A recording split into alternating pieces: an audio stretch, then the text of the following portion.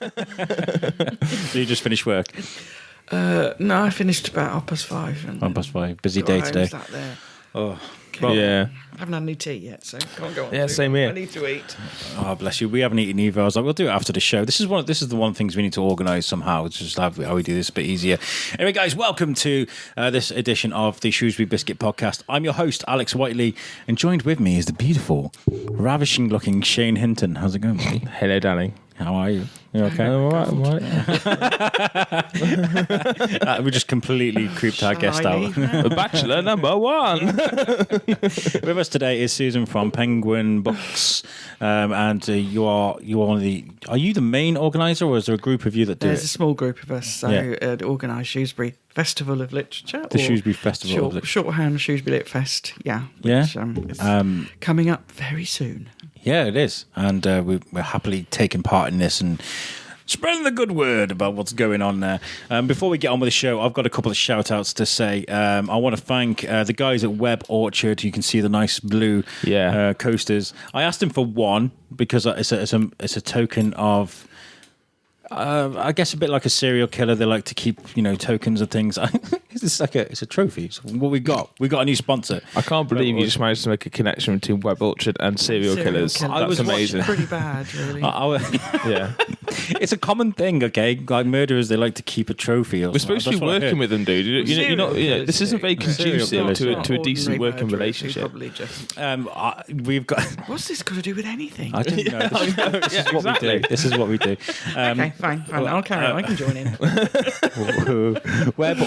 Web Orchard are serial they killers. make webs. They're not serial killers. They're our sponsors. said it. You can't I'm the guy that kept the truth. Anyway, they're making us a website. They're really good at what they do. They're the guys that run Love Shrewsbury, Information Solutions, anything that's internet or web orientated. They're the guys to go to. We are going to make them a proper advert. We're going to be like, this episode is brought to you by Web Orchard.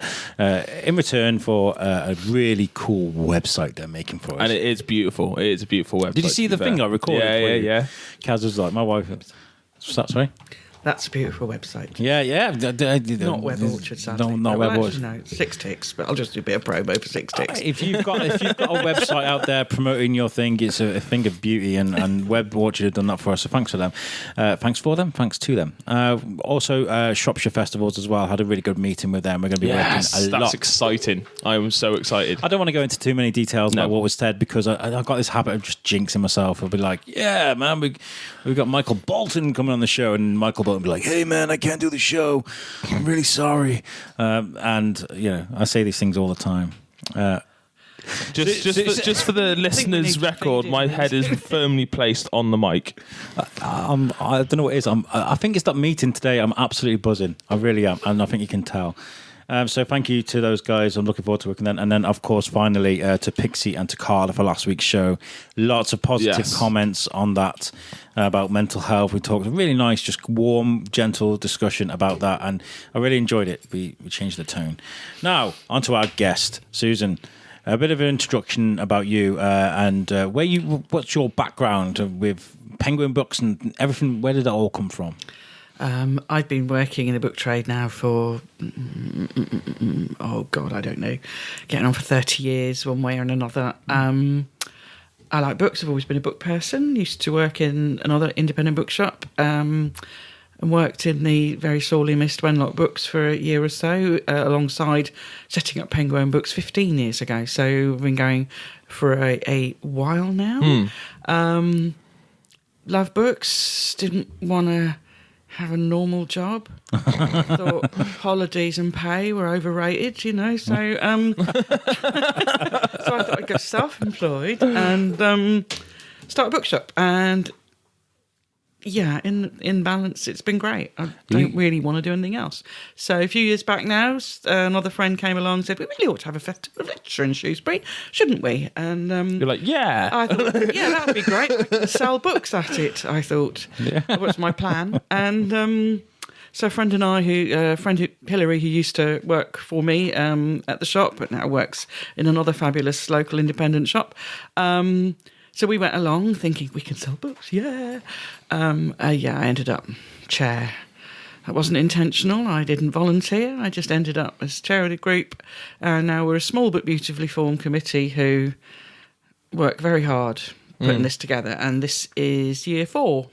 Wow. I was about to say, how long ago was this? So 2016 first year. And we've kind of finding our place, finding our feet. It sounds such a straightforward thing to do. Oh, let's have a festival of literature. Let's just invite a bunch of fabulous authors and poets and other related people along. And that bit is actually fairly straightforward. It's just everything else. Yeah. Everything else. We're very grateful to you guys for giving us a bit of PR here because it's you've given us there's something. Not very many of you. It's hard, and we all work. So like you, we all work. But to say this year we've got a different setup, a different feel to it. Well, no, I mean, the format's the same. Anybody who's been for the last couple of years will recognise, we start on a Friday evening, we finish early on a Sunday evening. It's usually 12 or so events. But I decided to try and go for a sort of different content-wise. So just so we've got everything from mindfulness to cricket, the arms trade to drag, and I don't mean racing. Well, maybe I do if we're talking RuPaul, but no, we haven't got RuPaul coming. Don't worry. No, darling. So would you say you sort of expanded it? So it's not. It's 12 events over just about, say, Friday evening to the last event is sort of a late afternoon on the Sunday. And trust me, that takes massive amounts of organising. Yeah. Involving lots of people doing, volunteers, lots of businesses giving us their time, lots of business giving us their money to support us. And it's pretty fabulous. It's hard work. What's the feedback been like? Feedback in the main is good. People enjoy it. People have enjoyed what we've done.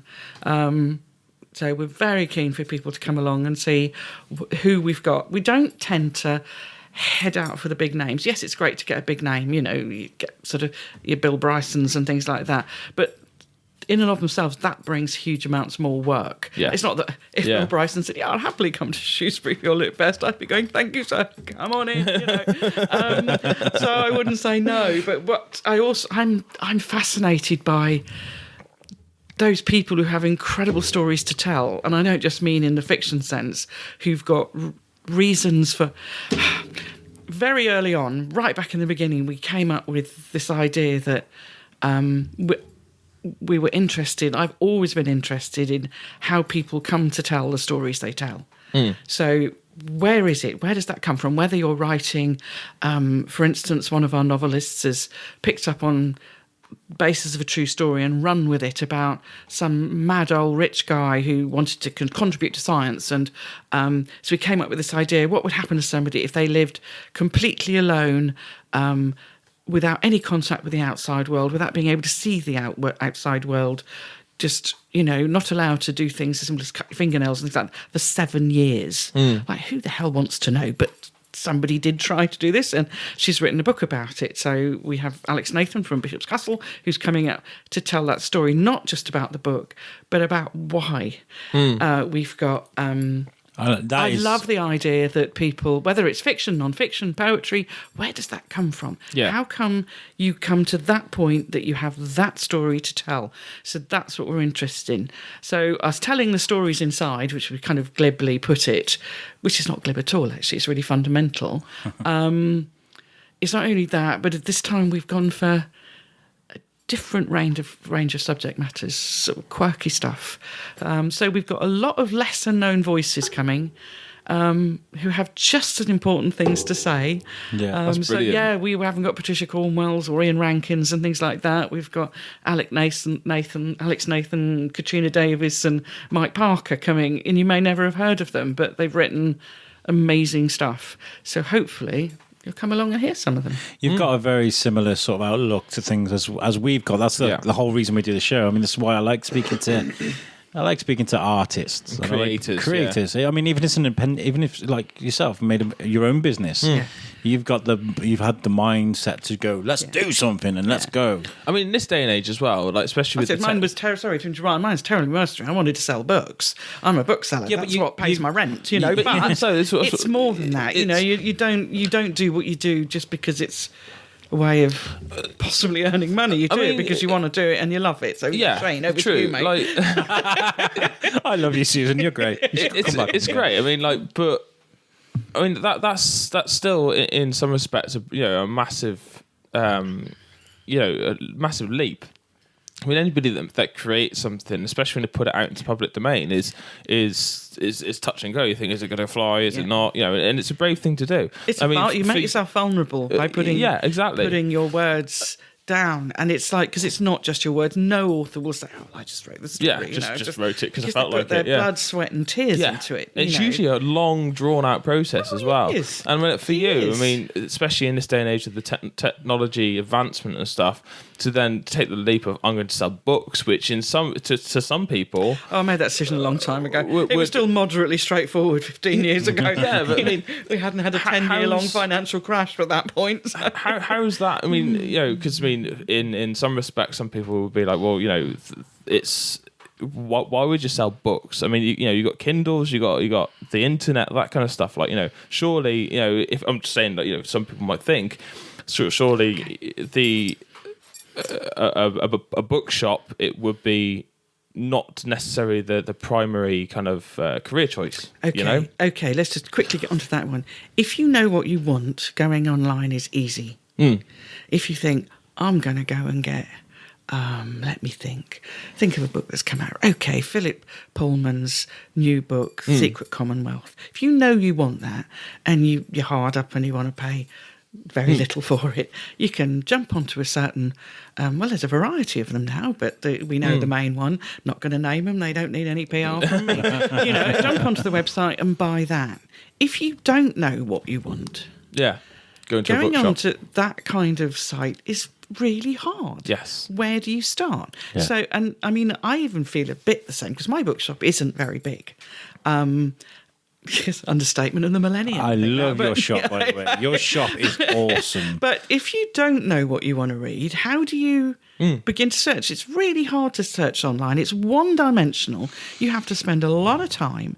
You come into my shop, and within half an hour, 3/4 of an hour, you've had a look at a really broad range of genres, of titles, and a lot of them won't be the usual suspects because, in Shrewsbury we're blessed with good high street book selling, and the big guys can do it cheaper and quicker than I can in a lot of ways. But what they don't do is support the kind of people that we have coming to our Festival of Literature. Yeah. It's just, and whose books I promote. I mean, independent book selling is about a number of things. It's about, this is going to be a very overused phrase these days, but it's true. It's about a carefully and personally curated stock. I choose what goes on the shelves in my shop. I choose what goes on the shelves in my shop. Nobody else. Nobody tells me what to buy. Yeah. Some of my reps are like, oh, but this is going to be a really good one. I'm thinking, I'm sure it's fabulous, but it's mainstream and it's going to be everywhere. Yeah. Tesco's will probably, oh God damn, I said that name. Tesco's probably twice will have it. So I'm going to give shelf room to something else. Yeah.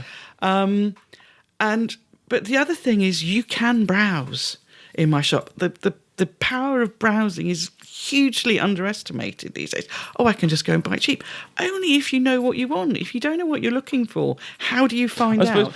You've got to look. And there's nowhere better than doing that than in a small or not so small independent bookshop. Yeah. Because we'll help. We're there. I was just about to say, old-fashioned concept of what we call hand selling. Yeah. This is really good. Have you thought about this? And it's not my fan. You can't get that online, can you? No. My sister's a librarian, and she's done it all her life. Yeah. Right from work experience at school, she's done it all the way through. Yeah. And now she's a branch manager. Yeah. She runs an entire library. Yeah. And it's something which you don't get online, which is, you can go into a shop and be like, you know what, I've read this book, I really liked it, I finished it, I want a book like it. You can't do that online. No. And whereas my Well, sister, there is my an sister element, can but turn around and say, very- "Well, it's very algorithmy." yeah, yeah." To create a new But word. it's the same as like related searches, isn't it? That Yeah. kind of stuff online. It's just Yeah. like you said, it's very algorithm. But like to go to And you also- somebody who yeah. actually knows the books, like actually knows the books and the writers, will then be able to go, "Oh, actually, have you thought of this one?" Yeah. And it's much more personal touch. And I've then got like, you know, customers who come in and go, "Right, Susan, what am I reading now?" Not many, because they scare the living daylights out of me, but they come in and I'm going, "Okay." And so I literally, probably out of every 10 books this particular person buys, I will have chosen 8 of them. Every now and then they know what they want and they come in and they pull it off, they find it, pull it off. But, you know, so I present a little pile and go through them. I'll have that one. Oh, in fact, I'll have those too. And then they go off until the next time they come in. And it's massive responsibility. Yeah. But then they come back and they go, "I didn't like that one.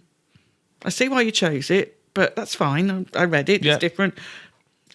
I mean, that's amazing. It's an amazing responsibility and it's an amazing honour to be able to do that for people, to do that for adults, especially to do that for kids who, you know, often get sucked into a particular thing. So whether it's Rainbow Fairies or Horrid Henry or Harry Potter. We could do with a Harry Potter every year, I tell you. But you can actually sort of help them find, because I read a lot of kids' books. So I might be old, but I read a lot of kids' books. So it's an honour. It's scary. yeah, yeah. But that's what I do. It's about helping people find things they want to read. Yeah. You know, so and I need to get back. I used to read a book. You know, I used to read so much, especially when I find like a series that I like. Say, for like, you know, you're going to probably slap me on the head now, but like Jack Reacher, I like Jack Reacher. I just watched the Jack Ryan series on Amazon, and I'm like, oh, I want to watch it's good, Jack isn't it? Ryan. Yeah. I really do like that. He said the A word. Did you notice? Yeah, yeah. Oh, Wash your mouth out. Yes. well, at least you pay your taxes. That's all I say. Yes.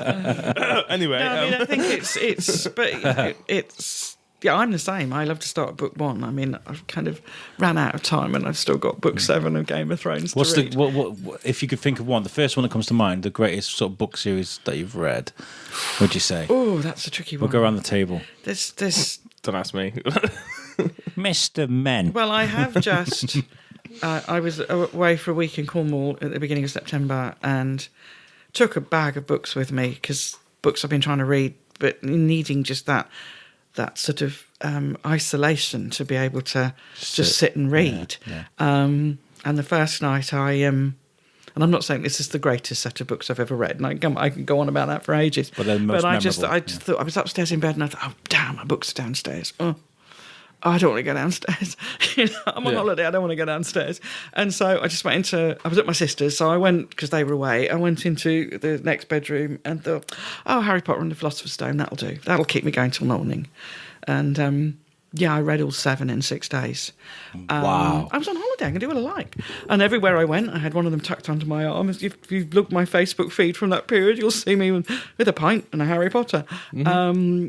Oh my God, how impressive. Because I have read them. I've read them all many times, but I've never read them like that. One after the other. So it's like one long story. Stream. Consummate storytelling. The woman is a genius as far as I'm concerned. And she continues to produce incredibly amazing stories. Yeah. But that's one of them. I read, as I say, I've read 6.5 of the Game of Thrones books, Song of Ice and Fire, as they're officially known. I haven't seen the telly. Yeah, amazing stuff. But there are so many. There are so many wonderful. Oh, and my favourite. We did try and get him for Litfest, but he was busy. A new writer. Well, he's not a new writer. A guy called Benedict Jacker who writes. I slightly flippantly called them Harry Potter for adults, which is a disservice to Harry Potter and J.K., but it's also possibly a disservice to Benedict Jacker, because they are brilliant. Yeah. And the 10th one is out any minute now. I can't wait. Our co-host for Thorskin, Tom, he likes the Dresden Files. Oh, I've got a pile of those waiting to be read. I've read the first one. Very good. And they've got Ben Aronovich.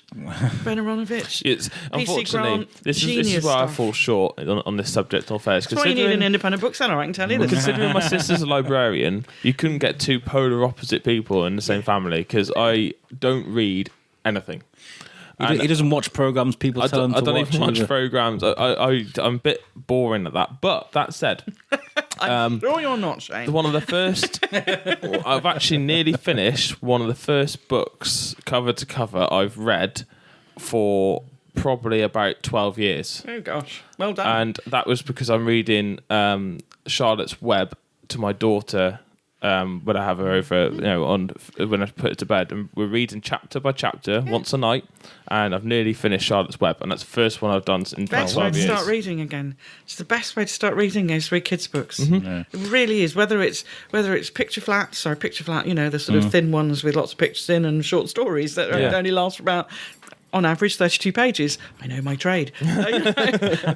But picture flats or those sorts of things, it's the best way to start reading again because it's incredibly important, not just the storytelling that you're having with your children, but it's about, language, it's about emotion, it's about connection, it's about bonding. It's, you're reading a story that you find particularly funny. I was terrible. I refused to read what I considered rubbish stuff to my son.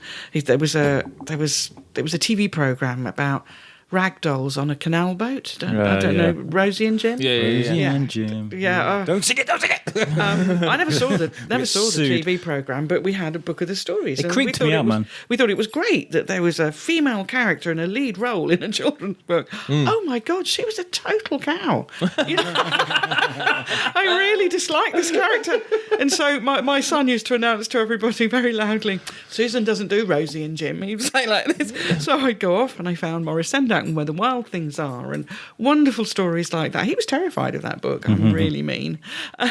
But we did a whole thing about you face your fears, you name them, and they lose their power over you. So we had a whole series of all the monsters were named in Where the Wild Things Are. They all had silly voices and dances they did. I do stuff like that. And well, it's and he said to his dad one night. He said, "Well, read me this one," and his dad said, "Well, I thought you were scared."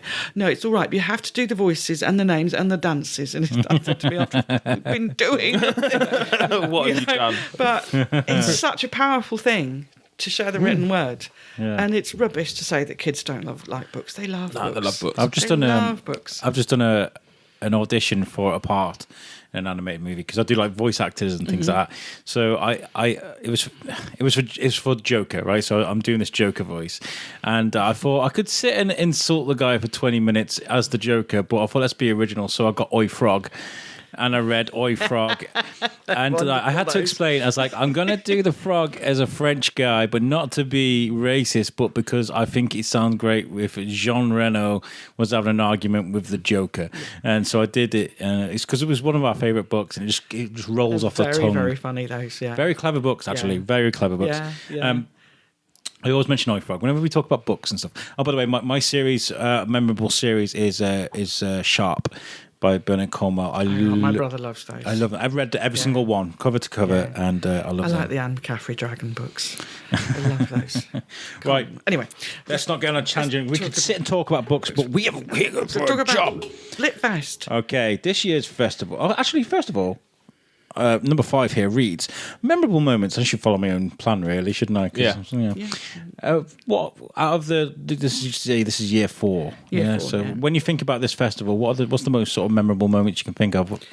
Actually, there have been some phenomenal ones. We've had some amazing talks. There were 2 talks last year, particularly.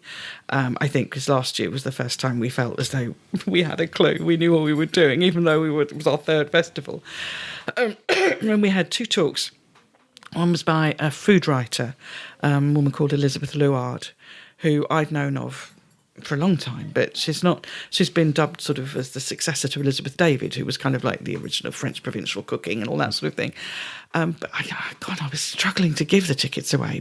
So we ended up with a small audience of about, 17 people. And we were sitting in a semicircle. She was sitting on the edge of the stage, and it was It was the best.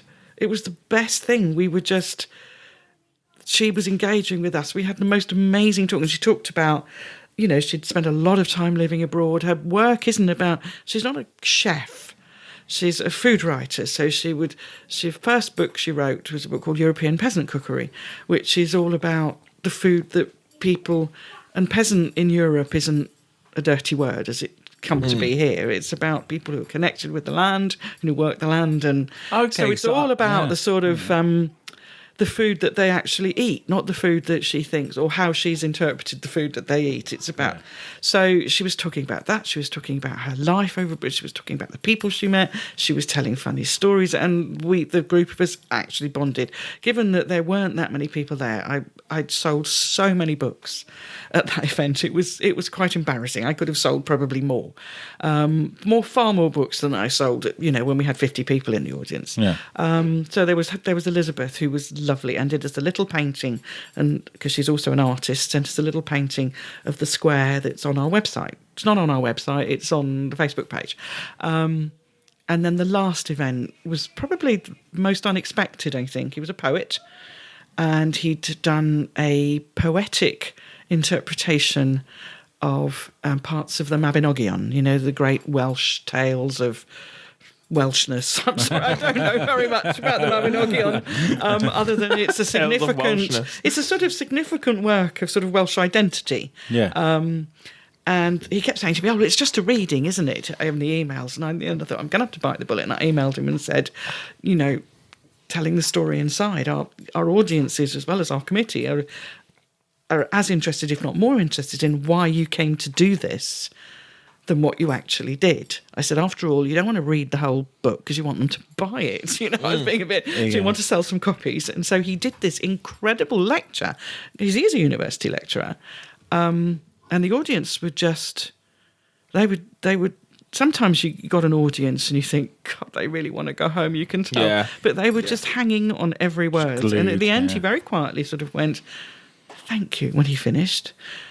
Questions?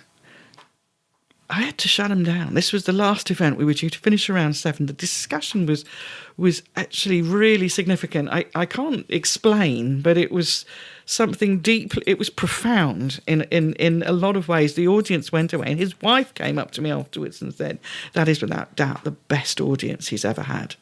Fantastic. And I just thought, wow. And I felt exactly the same. I'd never seen any of his other audiences, but Matthew was amazing. So, but all of them, there was some, Amanda Scott last year, locally based writer. Amazing talk, amazing books. You get the most unexpected things. You never know what you're going to get, but I'm always fascinating listening to somebody talk about their work, listening to talk about how they've created. Is that because it's inspirational? Maybe help people to go out there and create? It's their passion. And when people talk about their passion, it's quite hard not to get caught up in it. Yeah, even if very infectious, I sat through, years ago, a talk by the journalist, Anthony. I can't remember him. He's no longer with us. But he'd written a book about Basil Hume, the monk cardinal. I mean, I was just selling the books. I'd been asked to sell the books by a dear friend of mine who organised the event. God, I can still see him. She's going to murder me. It's funny how much that happens on a podcast, isn't it? Right? Yeah. But I sold out of every damn book, and it was riveting. It was brilliantly delivered. It was a fascinating account of his process as well as about this person.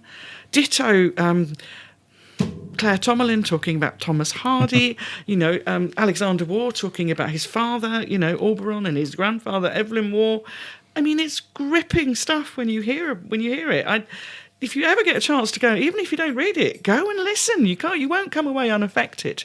So, the power of these authors at Litfest is I mean, they love it, and then most of them, a lot of them are terrified, but they love being able to share what they do, and they love to have people there listening. And it is nice talking about something that you're passionate about and something that you've done as well. As soon as somebody asks me about the podcast, I'm like, well, you're in for a treat. Really? Are you? I wouldn't Hit it well, believe didn't that, he? would I? No. Hit it well.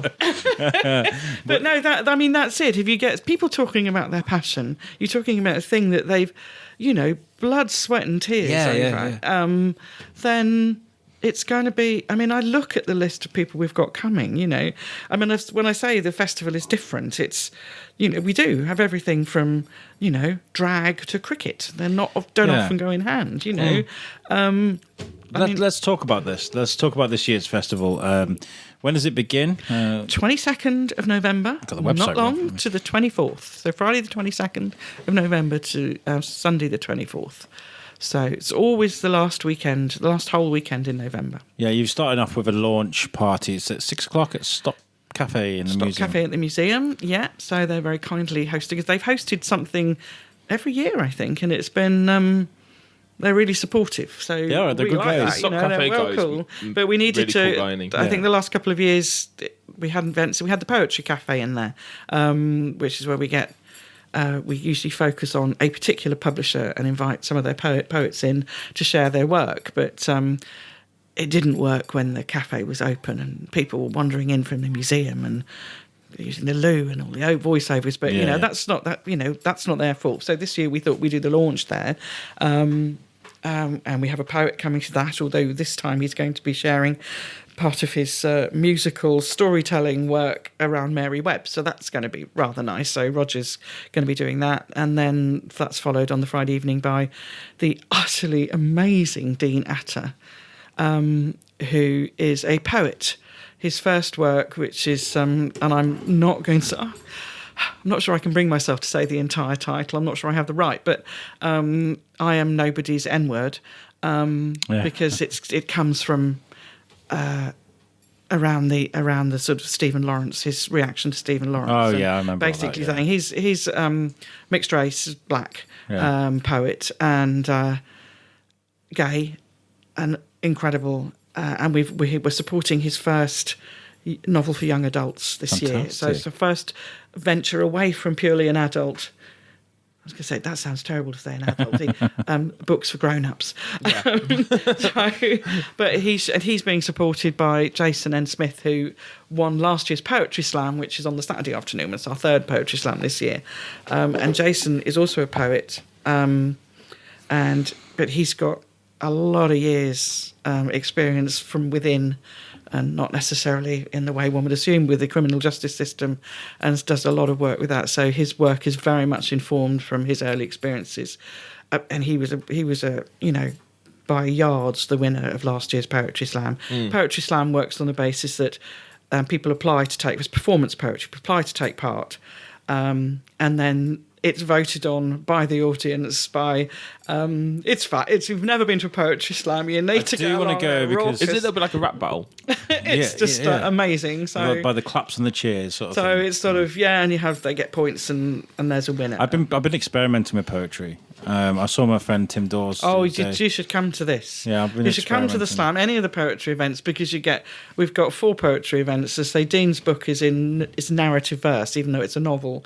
Roger is a poet, very different kettle of fish. The 3 young women who are performing at the Poetry Cafe, and then there'll be 15 performance poets of varying style at the Slam. So there's a lot of really great poetry going on at this year's festival. I did like 3 or 4 poems, and I read them back. I was like, gosh, I'm a narcissist.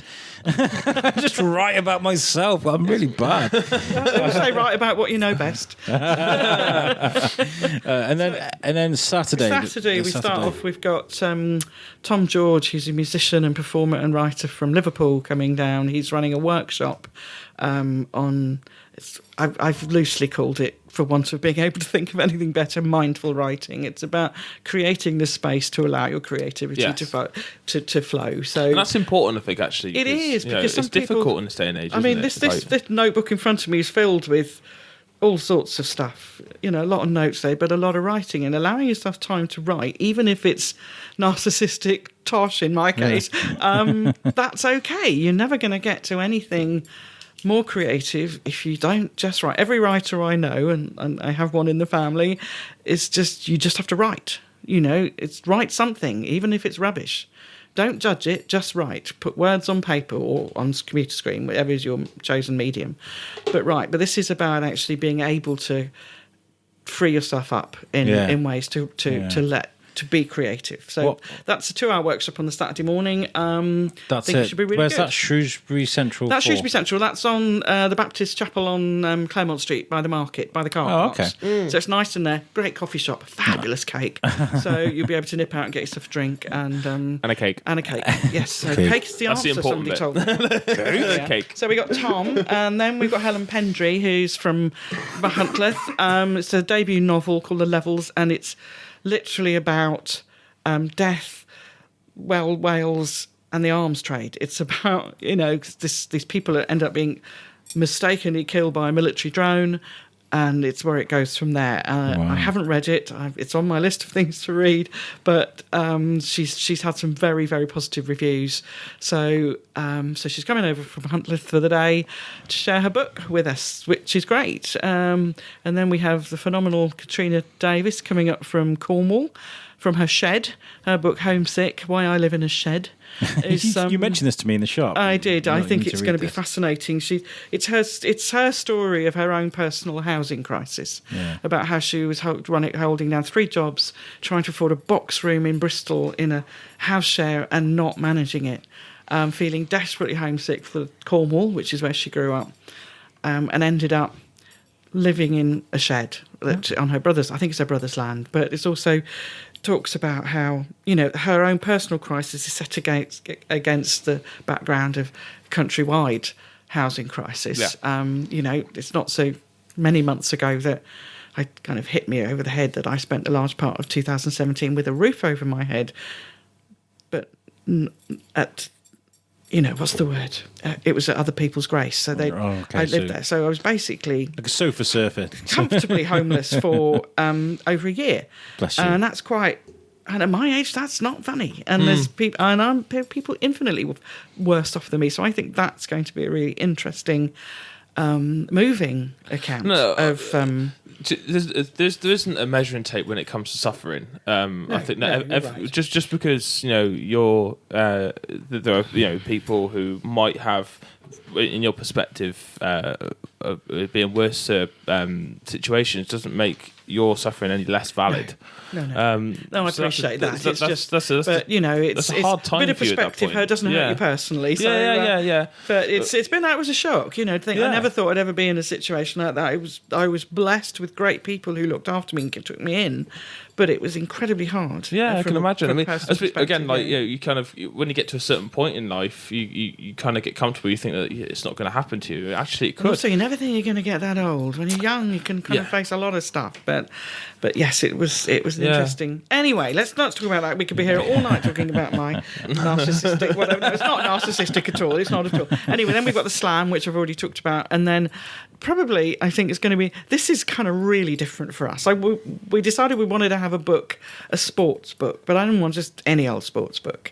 So you got Mike Tyson. So I value my ears too much. Brilliant. That's great. I love it. So I happened upon this book. Now Vic Marks, who's a former England and Sussex cricketer, joined Sussex on the same day as Ian Botham, Viv Richards and Peter Roebuck, and played for Sussex, played for England.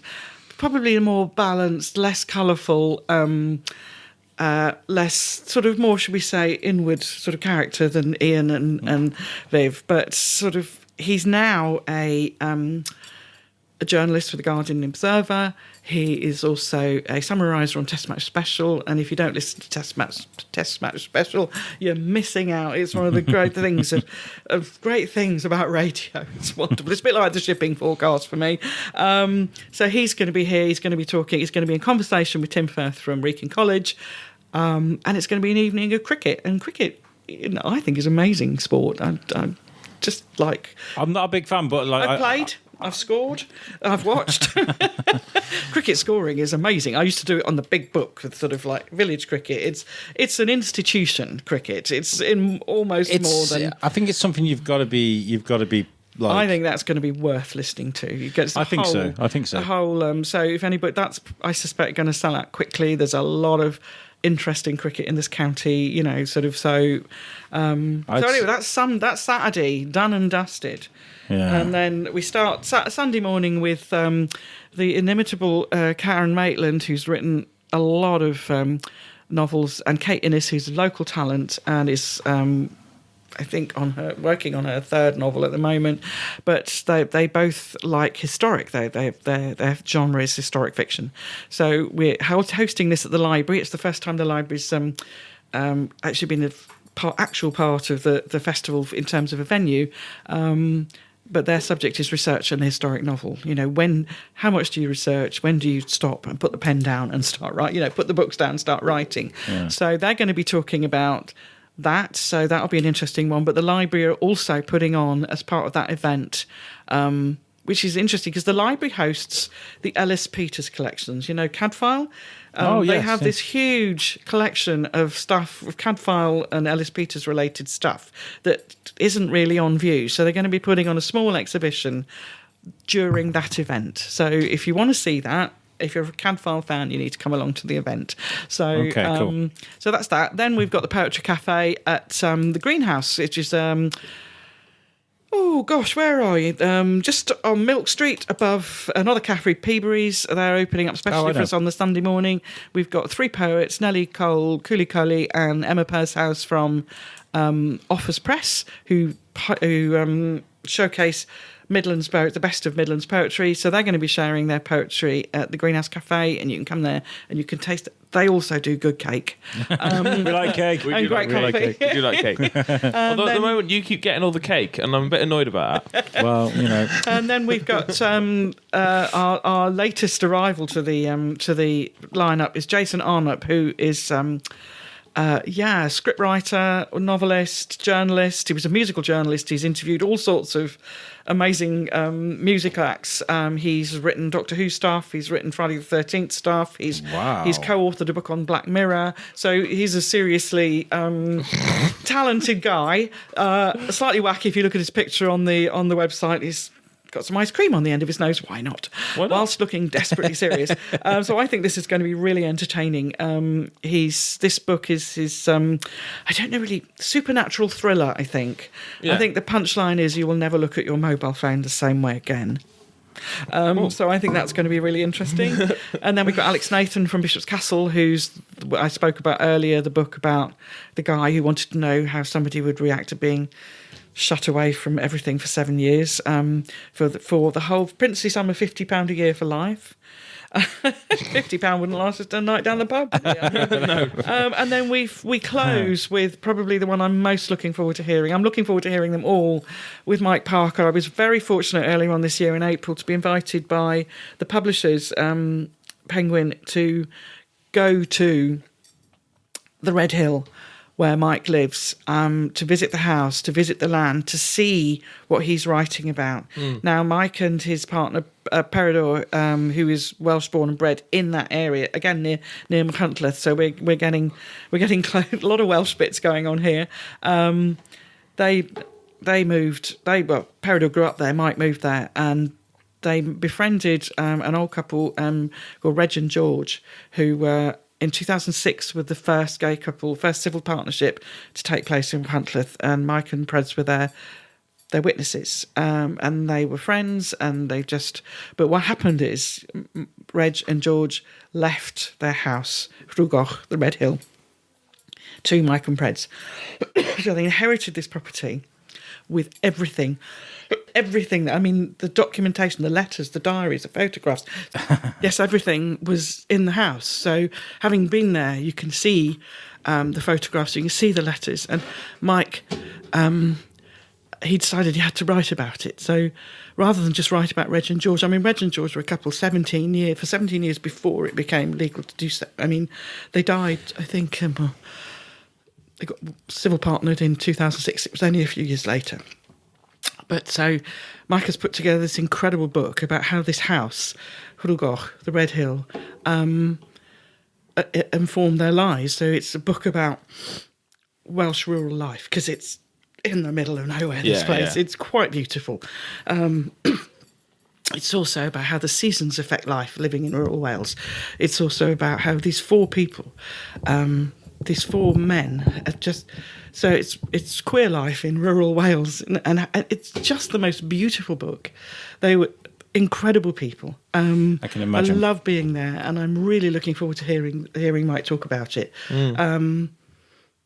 Wonderful, wonderful stuff. I think it's going to be a really fitting end. Sounds to our very festival. moving. Sounds very moving. It's come that's along. on So when I Sunday. say different, we've got a lot of different stuff. I'll see Not if I- different in terms of whether you're disabled or black or think that although those things are all important, and we do our best to have a diverse lineup. But we wanted different content as well, and I think we've done that this year. Yeah. I mean, I said to you that I was going to go and try and interview a lot of these authors, but I realised it's actually going to be quite a lot of work. Yeah. But so what I've just thought of now is see if I can book that one day off on the 24th, and then I will come and I will get to all the events and see if I can interview some people, and we can give you some post festival sort of feel sort of thing. Where can people buy? It's like, so this is going to be a ticketed Tickets, event. on the website. If you click on any of the events, if you go onto the website, obviously on the homepage, there's a thing that says events. Click on that, and then if you click on the event, you can buy tickets from there, and that'll take you through to the online platform. There is a small fee for doing that, or if you don't want to do that and you don't mind driving into town and paying the parking, which is probably the same as paying the fee on the website, you can come into the shop, Pengwern Books, and buy proper tickets. And a book. like real tickets, ticket stubs and things like that. There are people that prefer to I have know. So paper. you can It's have proper crazy. tickets from Pengwern Books, which is on Fish Street, just off the high street. So yeah, please do come. People say, "Oh, can we get them on the door?" Yes, you get tickets on the door. Not possibly for all the events, given how they're selling, but we like it if you buy tickets in advance, Depends because on we've got a sense of availability. how it's going, and that then informs our levels of panic. And how much cake needs to be ordered. And how much cake or possibly beer or prosecco, whatever one's poison happens to be, might be needed thereafter. So, I'm going to ask you for a bit of advice, actually. oh, that's scary. Not a medical consult, is it? I've told you about this. You before. wouldn't be the first. It's swollen though. I'm going to Comic Con at the weekend, and I've just had a press release through that the writers for the Alex Rider books are going to be there, and I've never read any of Alex the. Rider, that's Horowitz, isn't it? Anthony Horowitz. It's yes. I just looked at him. I'm going to be smug now and go, I know my trade. The next question, I'll fall flat on my face. Because I've never read these books. What do you ask an author? Because whenever I get an author on here, Basically, he's asking, how do you wing it? No.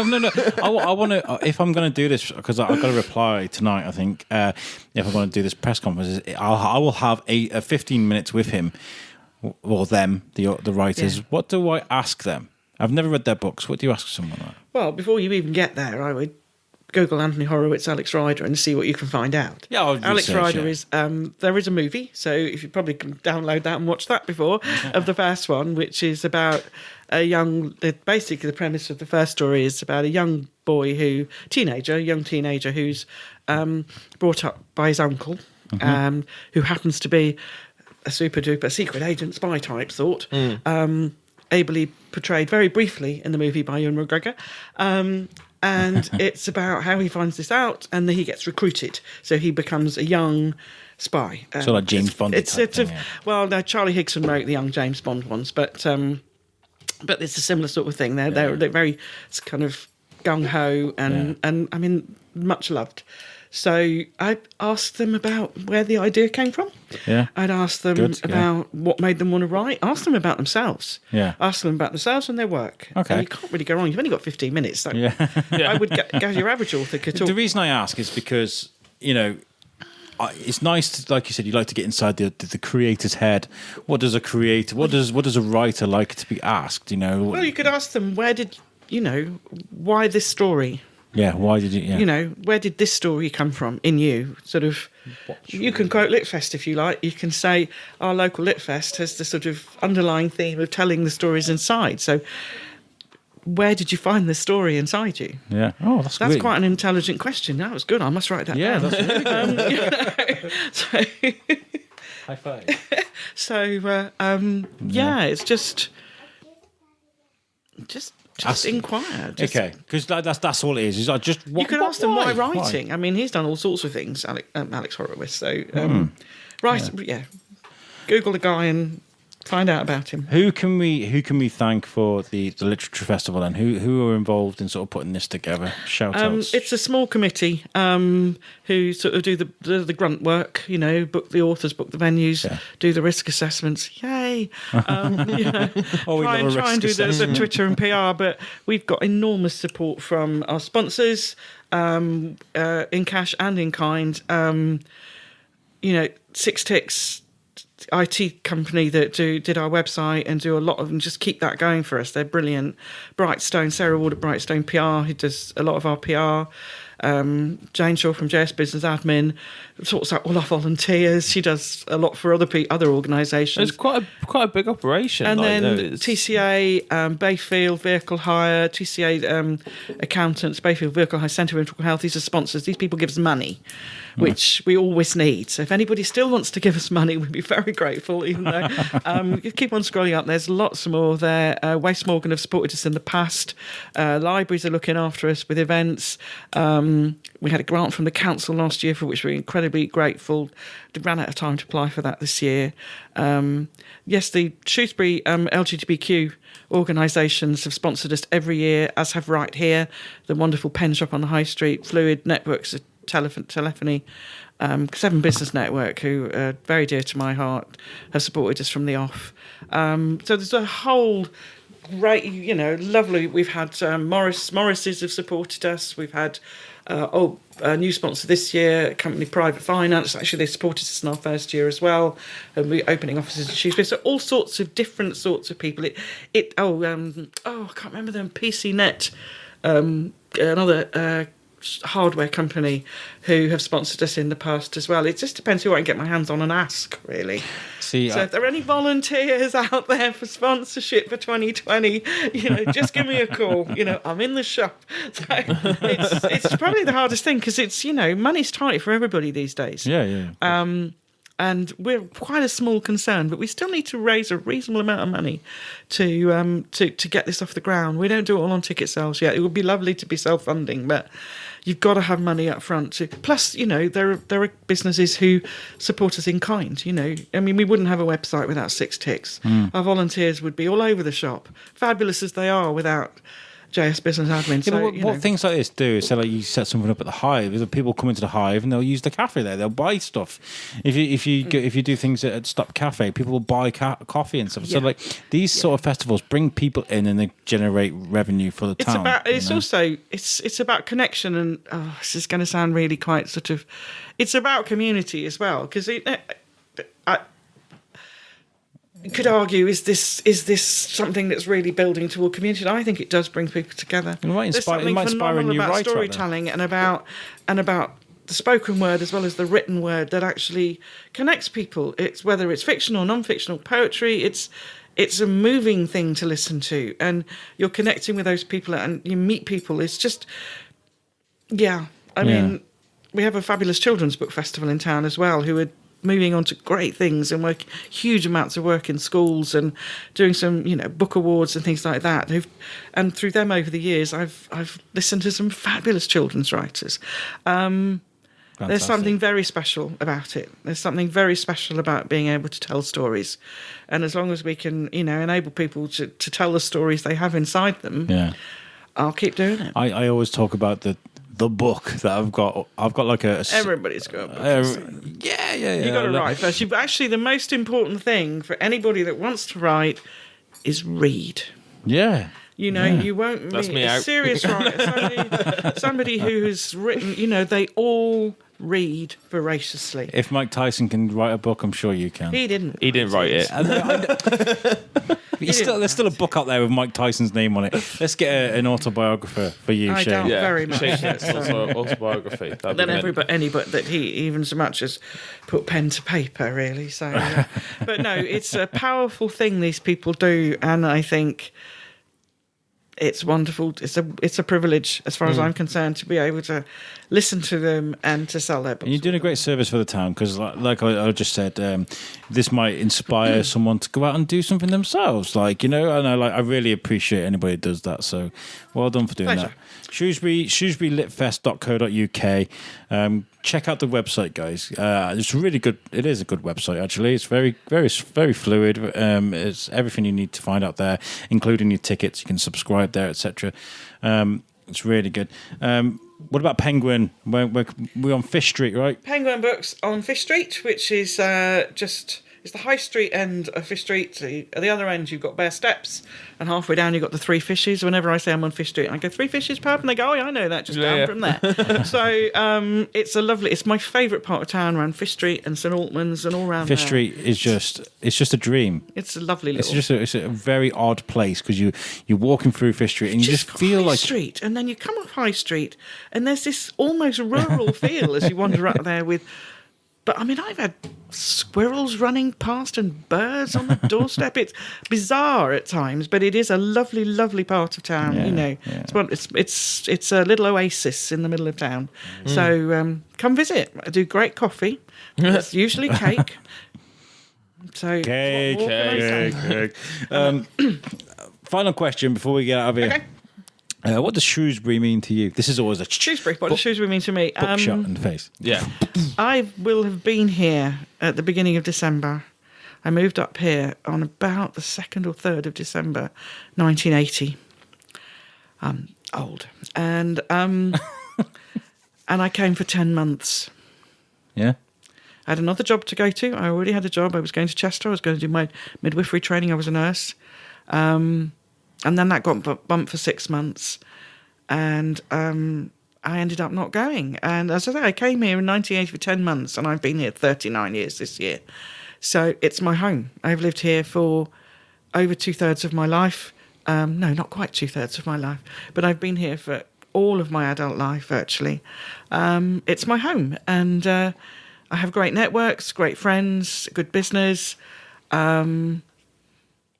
Yeah, although my family is a bit too far away for likings, and some of them are a lot further away than the ones that live in the UK, it's where I live. I didn't intend to stay here, but I've been here, and I can't imagine me living anywhere else. Fantastic, that's beautiful. And your shop is on one of the most beautiful streets in the world, never mind Shrewsbury.